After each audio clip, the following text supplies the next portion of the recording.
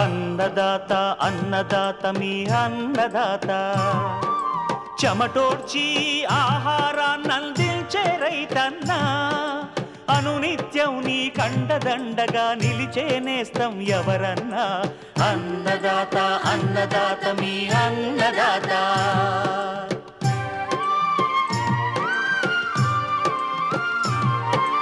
నూతన రీతుల సాగుబడికి నూరింతలు పెరిగే దిగుబడికి సూచనలిచ్చే సస్య రక్షణకు పశు పోషణకి శాస్త్ర విజ్ఞానం అందించి ముందుకు నడిపే తెలుగు రైతు భారతదేశానికి మకుటం అయ్యేలా తీర్చిదిద్దే ఆశయంతో మిమ్ము మేలు కొలిపేది అన్నదాత అన్నదాత అన్నదాత మీ అన్నదాత అన్నదాత అన్నదాత మీ అన్నదాత. అన్నదాత ప్రేక్షకులకు నమస్కారం. ఈనాటి ముఖ్యాంశాలు. తెలంగాణలో వేసవి వరి పైరు ఎదగకపోవడానికి కారణాలు, ప్రస్తుత చర్యలు. వెన్నామి రొయ్యల పెంపకంలో మెళకువలు. ఇంకా జై కిసాన్ వ్యవసాయ సమాచారం.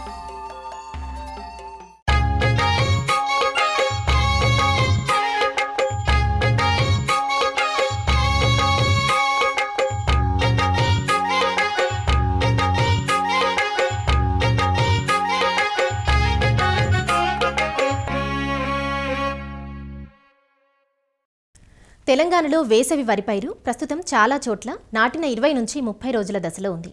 కొన్ని చోట్ల ఇంకా నాట్లు పడుతున్నాయి. అన్ని ప్రాంతాల్లోనూ రైతులు ఫిర్యాదు చేస్తున్న సమస్య ఒకటి. అదేమిటంటే పైరు నాటింది నాటినట్లే ఉందని, ఎదుగు బొదుగు ఏమాత్రం లేదని. సాధారణంగా డిసెంబర్ మాసంలో చలి ఎక్కువగా ఉంటుంది. సంక్రాంతి తర్వాత క్రమంగా ఎండలు పెరిగినా జనవరి నెలాఖరు వరకు రాత్రిళ్లు చల్లని ఉష్ణోగ్రతలు అలానే కొనసాగుతాయి. ఇలా మారుతున్న వాతావరణ పరిస్థితుల మధ్య పైరు ఒడిదుడుకులకు లోనవుతుంది. మొదట కనిపించిన జింకులోపం తర్వాత సర్దుకున్నా ఇంకా పైరు ఎదగటం లేదని రైతులు అనేక రకాల మందులను తెచ్చి చల్లుతుంటారు. అలా కాకుండా ఏ కారణం వల్ల పైరు ఎదగటం లేదో అర్థం చేసుకుని అందుకు తగినట్లుగా చర్యలు చేపట్టాలని ప్రొఫెసర్ జయశంకర్ తెలంగాణ రాష్ట్ర వ్యవసాయ విశ్వవిద్యాలయం రాజేంద్రనగర్లోని వరి పరిశోధనా స్థానం ప్రధాన శాస్త్రవేత్త మరియు అధిపతి డాక్టర్ సిహెచ్ దామోదర్ రాజు రైతులకు ఇలా సూచిస్తున్నారు. ప్రస్తుతము తెలంగాణలో వేసంగి సీజన్లో రైతులు ఇంకా నాట్లు వేస్తూ ఉన్నారు. తర్వాత కొంతమంది రైతులు నాట్లు పూర్తి చేసుకొని వరి పిలక దశలో ఉంది. చాలామంది రైతులు అడుగు మందుగా కాంప్లెక్స్ కానీ డిఏపి కానీ వేసిన తర్వాత నాటు వేసేటప్పుడు కానీ నాటు వేసిన వెంటనే కానీ ఒక 25 కిలోల యూరియా తప్పనిసరిగా వేసుకోవాలి. ఎందుకంటే మీరు వేసే కాంప్లెక్స్లో కానీ డిఏపిలో కానీ నత్రజని ఏదైతే ఉందో అది పూర్తిగా మొక్కకు సరిపోదు. కాబట్టి దాంతోపాటుగా ఒక 25 నుంచి 30 కిలోల యూరియాను నాటు వేసేటప్పుడు కానీ నాటు వేసిన వెంటనే కానీ వేసుకోవడం మంచిది. ఇంకొకటి ప్రస్తుతం రైతులు చెప్పే వరిలో సమస్య ఏంటంటే వరి వేసింది వేసినట్టుగానే ఉంది, పెరుగుదల లేదు. కొన్ని ప్రాంతాలలో ఆకులు పసుపు వర్ణంలోకి మారుతూ ఉన్నాయి, కొన్ని ప్రాంతాల్లో ఆకులు ఎండిపోతున్నాయి, కొన్ని ప్రాంతాలలో వరి కుదుర్లే ఎండిపోతున్నాయి, వరి చనిపోతూ ఉంది అని. దీనికి చాలా కారణాలు ఉన్నాయి.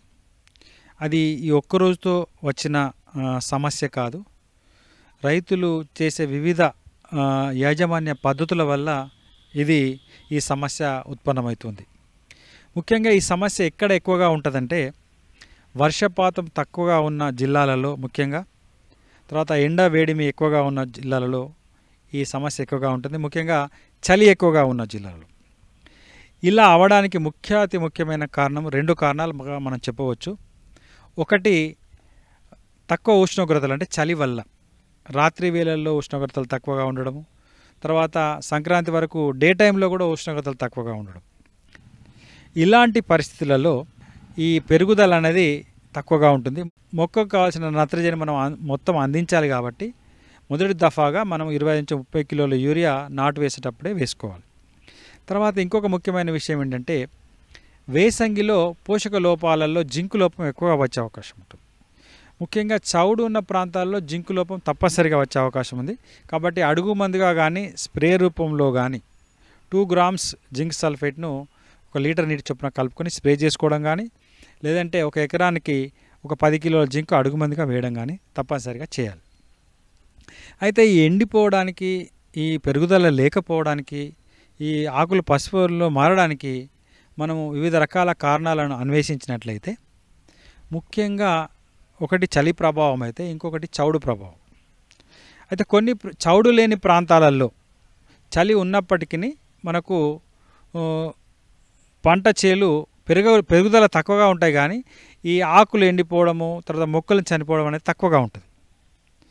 అదే చౌడు కూడా ఉన్నట్లయితే మనకు ఈ చలి చౌడు రెండు కలిసినప్పుడు పూర్తిగా పసుపులోకి మారడము, పెరుగుదల లేకపోవడము, తర్వాత ఆకులు ఎండిపోవడము, పూర్తిగా మొక్కలే చనిపోవడము, కుదుర్లే చనిపోవడము జరుగుతూ ఉంటుంది. దీని కారణాలు ఏంటంటే భూమిలో ఉన్న ఉప్పు, అది కాకుండా లేని దగ్గర కూడా మనము కొన్ని యాజమాన్య పద్ధతుల లోపాల వల్ల, ముఖ్యంగా ఈ దమ్ము చేసే పద్ధతిలో ఉన్న లోపం వల్ల కూడా మనకు సంవత్సరము సీజను ఈ యొక్క చౌడు అంటే ఈ సల్నీటి ఉప్పు శాతం పెరుగుతూ ఉందన్నమాట. ముఖ్యంగా రైతులు ఏం చేస్తున్నారంటే ఈ కేజ్ వీల్స్ ద్వారా బాగా లోతుగా పడ్లింగ్ చేయడం, లోతుగా దమ్ము చేయడం, నీళ్లు ఎక్కువగా పెట్టి లోతుగా దమ్ము చేయడం వల్ల ముఖ్యంగా మనకు వరికి ఒక జానెడు లోతు వరకే మనకు వరిలో ఏర్లు పోతాయి. జానెడు లోతు వరకు కనుక మనము మెత్తగా దమ్ము చేసుకుంటే సరిపోతుంది. కానీ రైతులు ఒక మూరెడు అంతకన్నా ఎక్కువగా లోతుగా మనకు కేజ్ వీల్స్ ద్వారా వాళ్ళు వెనుకకు ముందటికి బాగా నీళ్లు పెట్టి దున్నడం వల్ల ఈ జానెడు కన్నా కింది పొరలలో ఉన్న ఉప్పు అంతా కూడా నీళ్ళలో కరిగి దున్నిన తర్వాత సాయిల్ సెటిల్ అవుతుంది, నీళ్ళు పైకి వస్తాయి. కాబట్టి ఆ నీళ్ళతో పాటుగా ఈ అడుగు పొరలలో ఉప్పు కూడా పైకి వస్తుంది. అదే వర్షాకాలం అయితే కనుక పైనుండి వర్షాలు పడతాయి కాబట్టి అడుగు పొరల్లో ఉప్పు వచ్చినప్పటికీ పైనుండి పడ్డ వర్షాల వల్ల ఆ ఉప్పు డైల్యూట్ అయ్యి, అంటే ఆ ఉప్పు శాతం తగ్గి వర్షపు నీళ్ళ ద్వారా మనకు పెద్దగా మొక్కలు చనిపోవడం లేదు. అదే ఏసంగిలో మాత్రం పైనుంచి వర్షాలు ఉండవు, ముఖ్యంగా బోర్ నీళ్ళు వాడతారు. బోర్ నీళ్ళల్లో కూడా ఈ ఉప్పు శాతం ఎక్కువగా ఉంటుంది, బావి నీళ్ళల్లో కూడా ఉప్పు శాతం ఎక్కువగా ఉంటుంది. బాగా లోతు దున్నినప్పుడు అడుగు పొరల నుంచి నీళ్ళతో పాటుగా ఉప్పు పైకి వస్తుంది. తర్వాత రాత్రిపూట ఏమో టెంపరేచర్స్ తక్కువగా ఉంటాయి, చలి ఉంటుంది. డే టైంలో ఉష్ణోగ్రతలు ఎక్కువగా ఉండడం వల్ల ఆ ఎవాపరేషన్ అంటే నీళ్లు ఆవిరైపోతుంటాయి. దానివల్ల ఈ ఉప్పు శాతం బాగా పెరిగి మొక్కల పెరుగుదల ఆగిపోవడం, మొక్కలు మన పశువనంలోకి మారడం, అదేవిధంగా ఉప్పు శాతం ఇంకెక్కువైనప్పుడు మీకు మొక్కలు చనిపోవడం జరుగుతూ ఉంటుంది. మీరు రైతులు గమనించినట్లయితే ఏదైనా పొలంలో అక్కడక్కడ గుంతల్లాగా ఉన్న దగ్గర నీళ్ళు ఎక్కువగా ఉంటాయి, మిర్రల దగ్గర నీళ్ళు తక్కువగా ఉంటాయి. మీరు అబ్జర్వ్ చేస్తే మిర్రల దగ్గర ఎక్కువ చనిపోతూ ఉంటాయి, ఆ నీళ్ళున్న దగ్గర తక్కువ చనిపోతుంటాయి. అంటే ఏంటంటే ఆ గుంతల దగ్గర ఆ నీళ్లు నిలిచిన దగ్గర ఏంటంటే ఉప్పు శాతం తక్కువగా ఉంటుంది, ఎందుకంటే నీళ్ళ వల్ల ఉప్పు డైల్యూట్ అవుతుంది. ముఖ్యంగా వేసంగిలో ఈ చలి ప్రభావం ఉన్నన్ని రోజులు మీరు పొలంలో నీళ్లు మెయింటైన్ చేయడం ద్వారా ఉప్పు యొక్క సమస్యను కొంచెం తగ్గించుకునే అవకాశం ఉంటుంది. ఈ చౌడు యొక్క సమస్య వల్ల చనిపోయే దాన్ని తగ్గించుకునే అవకాశం ఉంటుంది. అంటే మీరు మొక్కలు చనిపోతున్నప్పుడు పొలంలో నీళ్లు మెయింటైన్ చేయాలి ఒకటి. తర్వాత ఇంకొకటి సేంద్రియ ఎరువులు బాగా వాడాలి. ముఖ్యంగా పచ్చిరొట్ట ఎరువులు కానీ, వేపపిండి కానీ, లేదంటే వర్మీ కాంపోస్ట్ కానీ, పశువుల ఎరువు కానీ, ఇవి వాడడం వల్ల మీకు చౌడు ఉన్నప్పటికీ, ఉప్పు శాతం ఉన్నప్పటికీ అది తగ్గే అవకాశం ఉంటుంది. ఎప్పుడైతే రాత్రిపూట ఉష్ణోగ్రతలు కూడా పెరుగుతాయో, ఎప్పుడైతే సంక్రాంతి తర్వాత ఉష్ణోగ్రతలు పెరుగుతాయో ఆటోమేటిక్గా మీకు వరి దాని యొక్క పెరుగుదల అందుకుంటుందన్నమాట, గ్రోత్ మామూలుగా అవుతుంది. తర్వాత రైతులు కేజీల్స్ ద్వారా లోతుగా దున్నడం మానేసి తక్కువ బరువున్న ట్రాక్టర్తో, తక్కువ బరువున్న రోటవేటర్తో మామూలుగా డ్రైగా ఒకసారి కల్టివేటర్ వేసుకొని ఒక 2 నుంచి 3 అవసరమైతే 4 సార్ల ఈ లైట్ వెయిట్ రోటవేటర్తో కనుక మీరు చేసుకున్నట్లయితే మీకు వరికి ఎంత లోతు వరకు అవసరమో అంతే లోతు వరకు దమ్మవుతుంది. తర్వాత ఈ ఉప్పు శాతము అడుగు పొరల నుంచి వచ్చే అవకాశం లేదు. ఈ విధంగా క్రమంగా మీరు ప్రతి పంటకు చేసినట్లయితే ట్రాక్టర్ దిగబడడం అనేది తగ్గిపోతుంది, ఉప్పు శాతం కూడా తగ్గిపోతుంది. తర్వాత మీకు డీజిల్ ఖర్చు, డ్రైవర్ మీద ఆ స్ట్రెయిన్ కూడా తగ్గిపోతుంది. క్రమక్రమంగా మీ భూమిలో ఈ మొక్కలు చనిపోవడము, ఆకులు ఎర్రబడటము, తర్వాత పసుపు రంగులోకి మారడం అనేది క్రమక్రమంగా తగ్గుతుంది. ఇది ఒకే సీజన్ వల్ల తగ్గదు. ఈ విధంగా మీరు మీ యొక్క దమ్ము చేసే విధానంలో మార్పు చేసుకుంటే కొంతవరకు ఈ యొక్క మొక్కలు చనిపోవడాన్ని తగ్గించుకోవచ్చు. తర్వాత సేంద్రియ ఎరువులు కనుక మీరు ఎక్కువగా వేసినట్లయితే కూడా ఈ యొక్క మొక్కలు చనిపోవడం అనేది తగ్గించుకునే అవకాశం ఉంది. ఇది లాంగ్ టర్మ్ బేసిస్ చెప్పేది. వెంటనే ఉపశమనకు మాత్రం మీరు పొలంలో నీళ్లు మెయింటైన్ చేయడం, తర్వాత జింక్ స్ప్రే చేయడం అనేది 2 grams per liter చేసుకుంటే సరిపోతుంది.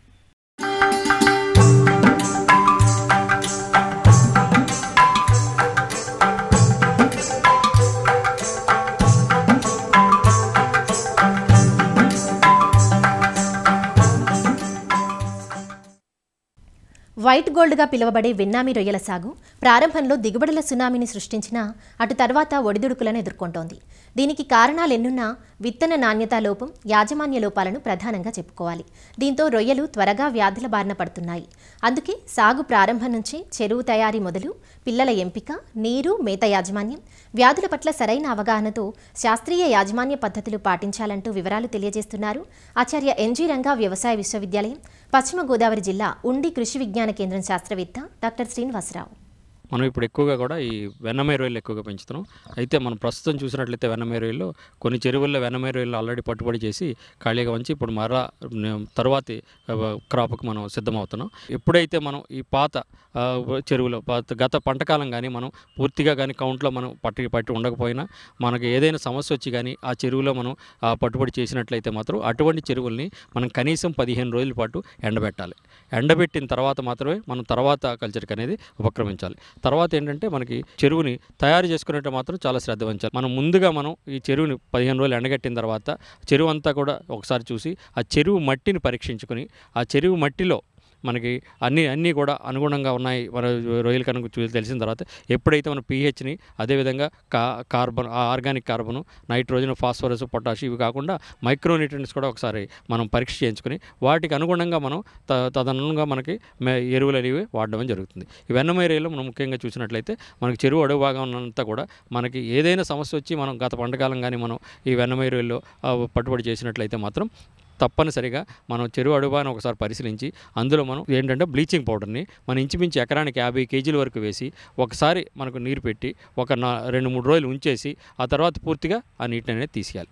ఒకసారి మనం అడుగు భాగానంతా కూడా మనం కలిగిపెట్టి అందులో మనం ఈ క్విక్ లైమ్, దాన్ని మనం ఏంటంటే రాతి సున్నం అంటాం, ఈ సున్నాన్ని మనం ఇంచుమించు ఎకరానికి 100 kgs వరకు కూడా జల్లుకుని కలిగి ఉన్నట్లయితే తర్వాత మరలా మనం ఒక 4-5 రోజులు వదిలేసిన తర్వాత అప్పుడు మనం భూమిని మనం పరీక్షించిన తర్వాత వర్మీ కంపోస్ట్ కానీ దొరికినట్లయితే దాన్ని ఇంచుమించు 150 kgs నేల మీద జల్లుకొని ఆ నేలలో కానీ మనకు మైక్రోన్యూట్రియన్స్ లోపం ఉన్నట్టయితే జింక్ని ఇంచుమించు 3 జింక్ని అయితే ఒక 10-20 kgs నేల మీద జల్లుకున్న తర్వాత అవసరమైతే యూరియా సూపర్ ఒక 5 kgs జలుపున జల్లుకొని తర్వాత మనం నీటిని అనేది పెట్టుకోవాలి. ఈ వెన్నమే రొయ్యల్లో మనం ఎప్పుడు కూడా పూర్తిగా 6 అడుగుల వరకు కూడా నీటిని పూర్తిగా నింపుకోవాలి. నింపిన తర్వాత ఒక 2 రోజులు ఉంచి అందులో అమ్మోనియా ఇటువంటి వాటిని కూడా కార్బోనేట్స్, బైకార్బోనేట్స్, కాల్షియం, మెగ్నీషియం ఇవన్నీ కూడా పరిశీలించి అవి ఏ విధంగా ఉన్నాయో ఒకసారి చూసిన తర్వాత ఆ రిపోర్ట్ను బట్టి మనం అందులో ఏం వాడాలని తెలుసుకోవాలి. మొట్టమొదటిగా వెన్నమే రొయ్యల్లో ఒకటి సెలైనిటీ. ఈ సెలైనిటీ అనేది మాత్రం పంటకాలం పూర్తిగా కూడా ఒకే రకమైన సెలైన్ నీటిని నీటిలో ఇచ్చేటట్టు మనం ధృవీకరించుకోవాలి. మనం బోరు మరియు కాలువ వాటర్ కలిపి పెట్టినట్లయితే మనం కనీసం 5 ppt ఈ సెలైనిటీ మెయింటైన్ చేయగలిగితే ఈ వెన్నమే రొయ్యల్లో బాగుంటుంది. 6 అడుగులు నీటిని నింపిన తర్వాత అప్పుడు అందులో మనం ఏం చేయాలంటే మనకి ఈ ఫెర్మెంటెడ్ జ్యూసు అదేంటంటే మన తౌడు ఇంచుమించు 10-20 kgs, అలాగే బెల్లం ఒక 4 kgs, ఈస్ట్ ఒక 100 kgs. ఇందులో మనం ఏదైనా ప్రోబయోటిక్ మంచి పేరెంట్ కానీ ప్రోబయోటిక్ వాటర్లో వాడే ప్రోబయోటిక్ తీసుకుని ఉంచినట్లయితే ఒక 2 రోజులు నిలవబెట్టిన తర్వాత ఆ ద్రావణాన్ని మనం చెరువులో జల్లుకోవాలి. జల్లిన తర్వాత అప్పుడు మనం ఒకసారి మళ్ళీ ఆ నీటిని పరీక్ష చేయించుకొని ఆ నీరులోని గుణాలన్నీ కూడా మన వెన్నమే రొయ్యల పెంపకానికి అనుకూలంగా ధృవీకరించుకున్న తర్వాత హ్యాచరీ సీడ్ని తీసుకొచ్చి మనం అందులో వేసుకోవచ్చు. వేసుకునేటప్పుడు కూడా మనం ఏ సెలైనిటీ అయితే మన నీటిలో ఉండేది అదే సెలైనిటీలో మనం పిల్లని తెచ్చుకునేటట్లు మనం చూసుకోవాలి. ఆ విధంగా తెచ్చుకున్న తర్వాత ఆ పిల్లని మనం ముఖ్యంగా మనకు ఒక చిన్న చెరువులో ముందు నర్సరీని ఏర్పాటు చేసుకుని అందులో 15-20 రోజుల వరకు కూడా ఈ వెన్నమే రొయ్యల పిల్లలను పెంచి ఆ తర్వాత మనం ప్రధాన చెరువులోకి మార్చుకుంటే ఇంకా చాలా బాగుంటుంది. ఎక్కడైతే మనం ఈ నర్సరీలు మనం లేవు అనుకుంటే మనకు ఒకే చెరువు ఉంది అనుకుంటే అటువంటి చెరువులో మనం ఎకరానికి ఇంచుమించు 10 మీటర్లు x 10 మీటర్లు హాపాన్ని తొట్టి హాపాన్ని ఒకటి ఏర్పాటు చేసుకుని అందులో ఆ ఎకరానికి సరిపడా అంటే 1,00,000 కానీ 2,00,000 కానీ పిల్లని తీసుకొచ్చి 1,00,000 పిల్లని తీసుకొచ్చి అందులో వేసుకుని అందులో 10 నుంచి 15 రోజులు ఉంచిన తర్వాత జాగ్రత్తగా పరిశీలించి ఆ తర్వాత వాటిని లెక్క కట్టి మనం చెరువులో పూర్తిగా వదులుకోవాలి. ఎప్పుడైతే మనం పిల్లని మన చెరువులో వదులుతామో వదిలిన మొదటి రోజు నుంచి కూడా మేత అనేది ఇవ్వాలి. మొదటి రోజు మనం 1.5 kg వరకు మొదలెట్టి దాన్ని ప్రతి 2 రోజులకు ఒకసారి 200 గ్రాముల చొప్పున పెంచుకుంటూ వెళ్ళి ఆ విధంగా మనం మేత చార్ట్ని చూసుకొని మనం ఖచ్చితంగా మనం 10-15 రోజుల వరకు కూడా మనం చెక్ ట్రేలు పెట్టే వరకు కూడా మనం ఖచ్చితంగా మేతను అనేది పిల్లల లెక్కను బట్టి ఇవ్వాలి. అలాగే మనం ఈ మధ్యకాలంలో ఎక్కువగా ఈ రొయ్యల చెరువులో కూడా చూస్తున్నట్టంటే మనం తెట్టు ఎక్కువగా రావడం, అవి వచ్చిన తర్వాత కొంతసేపటికి దాంట్లో నురుగు ఎక్కువగా రావడం, నల్లగా మారడం నీరంతా కూడా ఇవి జరుగుతుంది. ఎక్కువగా ఈ తెట్టు అది కానీ వచ్చినట్లయితే మనం ఒకసారి పరిశీలించి మనకు మేత ఏమైనా వృధా అవుతుందా అని చూసుకొని మేత కానీ ఎక్కువగా వృధా అవుతుంటే మేతను తగ్గించుకోవడం. తర్వాత మనం ఒకసారి అడుగు నీటిని ఒకటి పరిశీలించుకొని తప్పనిసరిగా అందులో అమ్మోనియా H2S అనేవి ఉన్నాయో లేవో చూసుకొని ఎప్పుడైతే మనకి ఏ విధంగా నురుగు కానీ తెట్టు సమస్య కానీ ఉందో నెమ్మదిగా పై వాటర్ను బయటికి తీసేసి కొత్త వాటర్ను లోపల తోడుకోవడం.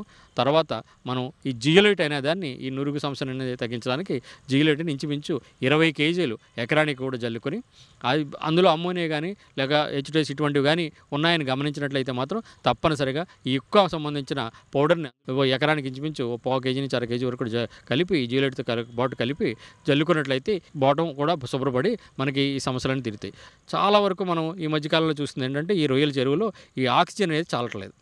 చాలాని చెరువుల్లో మనం ఏరేషన్ అనేది రోజంతా ఇస్తున్నాం కానీ ఆక్సిజన్ అనేది చాలట్లేదు. అందుకేంటంటే మనం దీన్ని ఖచ్చితంగా గుర్తుంచుకొని మన చెరువులో ఆక్సిజన్ శాతం సరిపోతుందా లేదా, మనం ఎప్పుడంటే ఈ రొయ్యలు ఏదో వారాలకు వచ్చిన తర్వాత మాత్రమే మనం ఈ ఆక్సిజన్ చాలట్లేదని గమనిస్తున్నాం. ఆ తర్వాతే మనం దాంట్లో ఏదో ఒకటి వేయడం జరుగుతుంది. అలా కాకుండా మన ఏదో ట్యాబ్లెట్ల రూపంలో లేదా వీటి రూపంలో మనం ఆక్సిజన్ పెంచుదామని మాత్రం అనుకోవద్దు. వీలైతే ప్రతిరోజు కూడా మన ఆక్సిజన్ని ఉదయాన్నే కొలిచి అప్పుడు 5 ppm ఉండేటట్లు మనం మేనేజ్మెంట్ చేయాలి. ఒకవేళ మన వాతావరణం కానీ సరిగా లేకపోతే అది 3 ppm పడుతుంది. ఎప్పుడైతే మనకి ఆక్సిజన్ తగ్గుతుందో అటు తప్పనిసరిగా మనం ఇంకో ఏరేటర్ని పెంచుకోవడం, లేదంటే మనకి సరిపోవట్లేదని చెప్పి దాన్ని ఎక్కువసేపు తిప్పడం. అంటే మనం రోజులో 1 గంట ముందు వేయడం, ఇప్పుడు 6 గంటలు పెడుతున్నాం అంటే తర్వాత 7 గంటలు 8 గంటలు అప్పటికి చాలకపోతే మనం ఇంకొక ఏరేటర్ సెట్ని కూడా ఎక్స్ట్రాగా పెట్టుకోవడం. ఇటువంటి చర్యలు చేసినప్పుడే మన ఆక్సిజన్ శాతం అనేది పెంచగలం. మనం ఈ నీటి క్వాలిటీని అలాగే మేత యజమాని సక్రమంగా పాటించి మనం సక్రమంగా యజమాని చేసినట్లయితే మనకి ఈ రొయ్యల్లో కూడా మనం అధిక దిగుబడిని సాధించవచ్చు.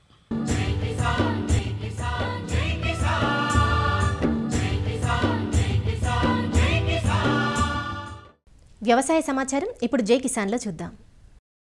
సాగు రంగంలో సాంకేతిక పరిజ్ఞానం అందుబాటులోకి వచ్చాక రైతులకు సమాచారం సకాలంలో చేరువవుతోంది. వ్యవసాయ అనుబంధ రంగాల్లో వివిధ మాధ్యమాల ద్వారా ఎప్పటికప్పుడు సూచనలు అందిస్తూ ప్రభుత్వ యంత్రాంగం సైతం తమ వంతు సహకారాన్ని అందిస్తోంది.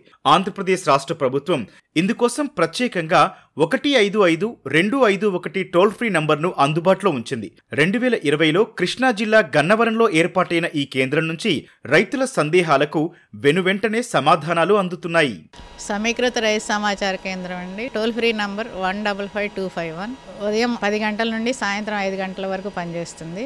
వ్యవసాయ మరియు ఉద్యాన శాఖలకు సంబంధించిన వివిధ పంటలకు సంబంధించిన ఏ సమస్య అయినా విత్తనం వేసే దగ్గర నుంచి విత్తనం తీసే వరకు వివిధ రకాల సమస్యలు, పోషక సమస్యలు కానీ, విత్తన శుద్ధి కానీ, పురుగులు తెగుళ్ళ యాజమాన్యం గురించి కానీ వివిధ సమస్యల గురించి రైతులు అడిగి తెలుసుకోవచ్చు. ప్రతిరోజు 300 నుంచి 400 వరకు కాల్స్ వస్తుంటాయండి. ఒకవేళ ఆ సిబ్బందికి తెలియనట్లయితే అందుబాటులో ఇక్కడ శాస్త్రవేత్తలు ఉన్నారు, వారిని అడిగి తెలుసుకుని ఆ సందేహాలకి సమాధానాలు ఇవ్వటం జరుగుతుంది. కాబట్టి సందేహపడకుండా కాల్ సెంటర్కి కాల్ చేసి సందేహాలు నివృత్తి చేసుకోవచ్చు. ఒకవేళ సిబ్బందికి రైతు అడిగిన సమస్యకి తెలియకపోతే వాళ్ళు ఏమన్నా పురుగులు కానీ, తెగుళ్ళు కానీ, లేదా పోషక సమస్యల గురించి కానీ, పంటలకు సంబంధించిన ఫోటోల్ని వాట్సాప్ నంబర్లు ఉన్నాయి, ఒక 5 నంబర్లు ఇచ్చున్నాము. వాటికి ఫోటోలు పంపించడం ద్వారా కూడా సమస్యలను నివృత్తి చేసుకోవచ్చు. ఒకవేళ ఈ రైతులు చెప్పిన సమస్య తీవ్రమైందనుకోండి, ఆ గ్రామంలో కానీ చుట్టుపక్కల గ్రామాల్లో కానీ ఎక్కువగా ఉందని తెలిసినప్పుడు జిల్లా స్థాయిలో ఉన్న డిస్ట్రిక్ట్ రిసోర్స్ సెంటర్ వారికి ఇన్ఫర్మేషన్ అందిస్తాము. వాళ్ళ దగ్గరలో ఉన్న శాస్త్రవేత్తల సహాయంతో వాళ్ళ డయాగ్నోస్టిక్ ఫీల్డ్ విజిట్ చేసి అక్కడున్న సమస్యను తెలుసుకుని వాళ్ళకి తగిన నివారణ గురించి చెప్పడం జరుగుతుంది. పంటకు చీడపీడలు ఆశించినా, ప్రకృతి ప్రతికూలతలతో పంటలు దెబ్బతిన్నా, ఏ ఎరువు ఎంత మోతాదులో వేయాలో తెలుసుకోవాలన్నా ఒక్క ఫోన్ చేస్తే క్షణాల్లో పరిష్కారం చెబుతున్నారు. కొన్నిసార్లు ఫోటో తీసి పంపించాలని సూచిస్తున్నారు. ఒకే రకమైన సమస్యలు ఎక్కువ మంది రైతులకుంటే దాని తీవ్రతను అంచనా వేస్తూ గ్రామ, మండల, జిల్లా స్థాయిల్లో ప్రత్యేక అవగాహన కార్యక్రమాల నిర్వహణ కోసం కూడా ఉన్నతాధికారుల దృష్టికి తీసుకెళ్తున్నారు. ప్రస్తుతము ఇంటిగ్రేటెడ్ కాల్ సెంటర్లో సబ్జెక్ట్ ఎక్స్పర్ట్గా పనిచేస్తాను. ఇక్కడ ముఖ్యంగా ఈ కాల్ సెంటర్లో మన రాష్ట్రంలో పండించే వివిధ పంటలకు సంబంధించి వివిధ జిల్లాల నుంచి రైతులు ప్రశ్నలు అడుగుతుంటారు. వరిలో కానీ, అపరాల్లో కానీ, లేకపోతే నూనె గింజల పంటల్లో కానీ ఏమి రకాలు విడుదలైనటువంటి మన వ్యవసాయ విశ్వవిద్యాలయం నుంచి విడుదలైనటువంటి రకాలు ఏమేమి ఉన్నవి, అవి ఎప్పుడెప్పుడు వేసుకోవచ్చు, అదేవిధంగా ఎటువంటి ఎరువులు, ఏ మోతాదులో ఎరువులు వేసుకోవాలా, కలుపు మందులు, కలుపు నివారణ ఏ విధంగా చేయాలి, సమగ్ర సస్యరక్షణ పద్ధతులు, వాటి మీద ప్రశ్నలు అడుగుతుంటారు రైతాంగం. ఆ వచ్చిన ప్రశ్నలను మనకి ఇక్కడ సిబ్బంది రిసీవ్ చేసుకొని దానికి సంబంధించి వాటికి ఏదైనా నివారణ మార్గాలు చెప్తూ ఉంటారు. ఆ నివారణ మార్గాలు వాళ్ళు చెప్పిన నివారణ మార్గాలు లో ఏదైనా అనుమానం వచ్చినా కానీ, డౌట్లు వచ్చినా కానీ మన వ్యవసాయ శాస్త్రవేత్తలు, హార్టికల్చర్ విభాగం నుంచి, తర్వాత వెటనరీ విభాగం నుంచి ఉన్న ఇక్కడ శాస్త్రవేత్తలు ఉంటారు. ఆ శాస్త్రవేత్తలకు ఆ ప్రశ్నను మళ్ళా బదిలీ చేస్తారు. శాస్త్రవేత్తలు ఆ ప్రశ్నను కూలంకషంగా పరిశీలించి దానికి సమాధానం ఇస్తారు. వారు కూడా ఏదైనా డౌట్ వచ్చినప్పుడు, అనుమానం వచ్చినప్పుడు మళ్ళీ వ్యవసాయ విశ్వవిద్యాలయం కానీ, హార్టికల్చర్ యూనివర్సిటీకి కానీ సంప్రదించి ఆ రోజు ఆ ప్రశ్నకు సమాధానం వచ్చేటట్టు చూస్తారు. ప్రతిరోజు కూడా వ్రాపప్ సెషన్ అనేది ఉంటుంది. ఈ వ్రాపప్ సెషన్లో ముందు రోజు వచ్చినటువంటి ప్రశ్నలు, ఏమేమి ప్రశ్నలు ఉన్నాయో ఆ ప్రశ్నలన్నింటికి కూడా వ్యవసాయ శాస్త్రవేత్తలు, తర్వాత నోడల్ ఆఫీసరు, తర్వాత డిపార్ట్మెంట్ ఆఫీషియల్స్ అందరూ కూర్చొని సిబ్బందితోటి కలిసి మాట్లాడి ఏమేమి ప్రశ్నలు వచ్చినాయి, ఏ విధంగా ఉంది, ఎటువంటి సమాచారం ఇస్తున్నాము, ఇంకా మనం దాన్ని ఏ విధంగా ఇంప్రూవ్ చేసుకోవచ్చు అనే విషయం మీద మానిటర్ చేసుకొని డిస్కస్ చేసుకుంటూ ఉంటాం. ఇక్కడ మనకి ఇంటిగ్రేటెడ్ కాల్ సెంటర్ విషయానికి వస్తే గనక వివిధ విద్యాన పంటల గురించి రైతులు ఎల్లప్పుడూ అనేక సమస్యల గురించి మనకు కాల్స్ చేస్తూ ఉంటారు. ముఖ్యంగా మనకు పూత రాలే సమస్య, పిందె రాలే సమస్య, మ్యాంగోలో తేనె మంచు పురుగు, వివిధ రకాలైనటువంటి చీడపీడల గురించి మనకు కాల్స్ వస్తూ ఉంటాయి. అలాగే వివిధ పూలకు సంబంధించిన తోటల గురించి, వివిధ పంటల్లో ఏ రకాలు వేసుకోవాలి, మొక్కలు ఎక్కడ దొరుకుతాయి, ఇవన్నీ మనకు కాల్స్ వస్తూ ఉంటాయి. దానికి సంబంధిత ప్రదేశాల ఫోన్ నెంబర్లు, దానికి సంబంధించిన సాంకేతిక పరిజ్ఞానాన్ని కూడా మనము రైతులకు అందిస్తుంటాము. ప్రతిరోజు ఉదయం 10 గంటల నుంచి సాయంత్రం 5 గంటల వరకు ప్రభుత్వ పని దినాల్లో ఈ కేంద్రం అందుబాటులో ఉంటుంది. వ్యవసాయ బీఎస్సీ, ఎంఎస్సీ చేసిన 34 మంది ఈ కాల్ సెంటర్ ఎగ్జిక్యూటివ్లుగా పనిచేస్తున్నారు. క్షేత్రస్థాయిలోనూ వీరికి అనుభవం ఉండటంతో రైతుల సమస్యలకు తగిన సూచనలు అందిస్తున్నారు. ఫస్ట్ ఫార్మర్ నేము నమోదు చేసుకోవడం జరుగుతుంది. అదేవిధంగా మండలము, గ్రామము, జిల్లా నమోదు చేసుకుంటాము. తర్వాత స్టేజ్ ఆఫ్ ది క్రాప్, పంట ఏ దశలో ఉందనేది తెలుసుకోవడం జరుగుతుంది. దాన్ని బట్టి వెరైటీ తెలుసుకుంటాము. దాంతోపాటుగా ఆయన పెట్టినటువంటి చెప్పినటువంటి విధానాన్ని బట్టి పురుగుల, తెగుళ్ళ ఏంటనేది కనుక్కోవడం జరుగుతుంది.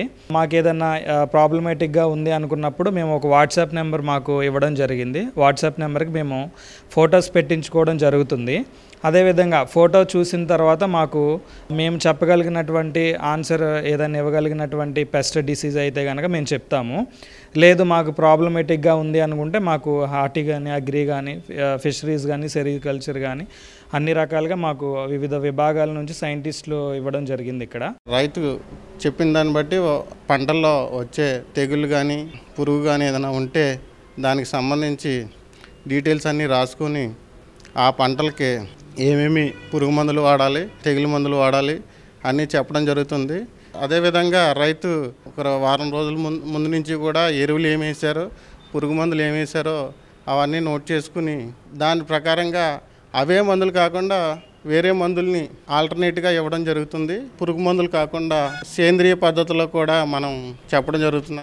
రైతు సేవా కేంద్రానికి ఎప్పుడు ఎవరు ఫోన్ చేసినా ఒకేసారి 34 కాల్స్ స్వీకరించి వాటికి సమాధానం చెప్పే వ్యవస్థ ఇక్కడ అందుబాటులో ఉంది. ఈ కేంద్రం నుంచే ప్రత్యేకంగా రాష్ట్ర ప్రభుత్వం నిర్వహిస్తోన్న పాడి పంటలు ఛానల్ కూడా పనిచేస్తోంది. అలాగే రైతుల కోసం పాడి పంటలు పేరిట మాసపత్రిక కూడా నిర్వహిస్తున్నారు. మరిన్ని విభిన్న అంశాలతో రేపటి అన్నదాతలో మళ్ళీ కలుసుకుందాం. అంతవరకు సెలవు. నమస్కారం. అన్నదాతలు తమ సందేహాలు, సమస్యలను 1800-425-4085 టోల్ ఫ్రీ నెంబర్లో ఉదయం 10 నుంచి 11 గంటల మధ్య పని దినాలలో సంప్రదించగలరు. ఈ కార్యక్రమాన్ని యూట్యూబ్లో www.youtube.com/అన్నదాత ఈటీవీ లింక్ ద్వారా వీక్షించవచ్చు.